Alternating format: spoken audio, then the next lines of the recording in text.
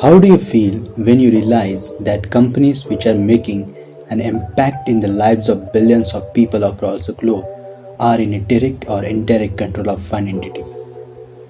Has ever this question comes into your mind that who is governing most of this big tech startup in the world?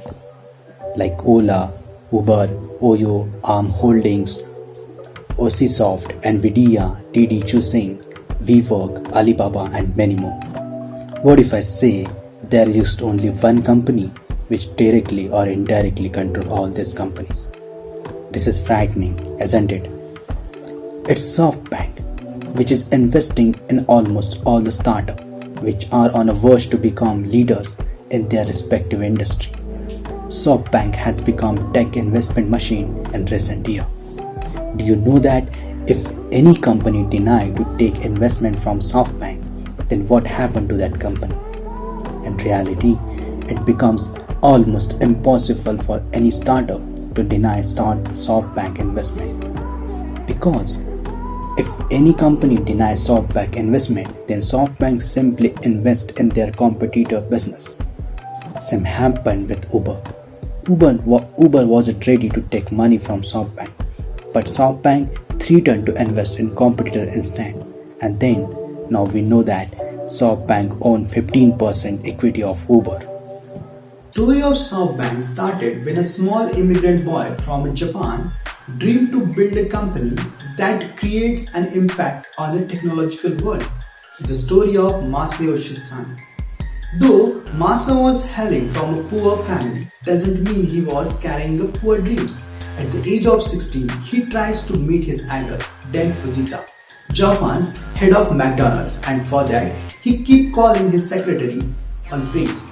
But even after calling 60 times, he realized that those secretaries were not ready to allow him to talk with them. But he doesn't lose hope. He flew to Tokyo to meet his hero, and somehow he manages to meet him. When Masa asked Fujita that which business he should start, Fujita gave him advice. Think for the future. Create something which is going to revolutionize the world. And he says, computer, learn computer. Following this advice, Masayoshi Son at the age of 17 goes to America and graduate in economics and computer. After returning from America, he built his first product and sell it and earned a lot of money. With the money, he started software distribution business and called it SoftBank. So it is a software bank. It has nothing to do with banking operation though. His business became successful and he was ready to take big risks. And then started investing in different businesses. Started as software distributor, but after SoftBank acquired Vodafone, it emerges as a telecom giant. Then Masa started investing in various businesses. But his best deal so far come from China when he invested $20 million in unknown company in 2000. The company was Alibaba. This $20 million becomes $60 billion after Alibaba goes public in 2014, giving 300,000% return, and that's huge. This was not only the case when Masa shows his quality to see the future.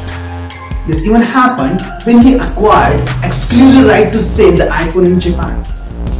Once, Masa go to Steve Jobs with sketch of mobile with the functionalities like iPhone and shows it to Steve Jobs. At the time, iPhone was under production and was kept secret from the world.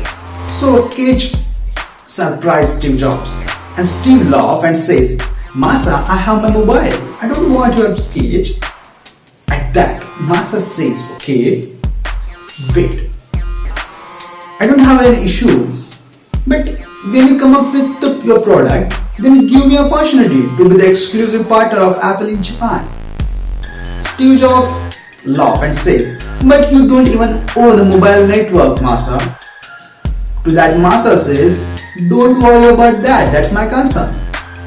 And at the end, when Apple launched iPhone, SoftBank was an official partner for them in Japan. And in between, SoftBank even acquired Vodafone. Now, according to Forbes report, SoftBank is the world's 38th biggest company. At the age of 90, Masa created 50-year-long plan for SoftBank, and what we see today is the manifestation of his plan. But this is not only the plan which Masa created. At the same time, he also created 300-year-long plan, and Vision Fund was a part of that plan. In 2016, he founded 100 billion Vision Fund, which becomes world's largest technology investment fund. There are three rules which Masa follows while investing. He must love business for next 30 years. Company should be unique. Company must become leader in next 10 years. With these investment ideas in mind, SoftBank and Vision Fund invested in many big companies. In 2006, SoftBank acquired Vodafone for $15.4 billion. In 2012, they acquired 83% of stake of Sprint, and in 2016 they acquired British semiconductor and software design company ARM Holdings for $32 billion. This company virtually dominated the world semiconductor industry, having presence in 99% of the total market share.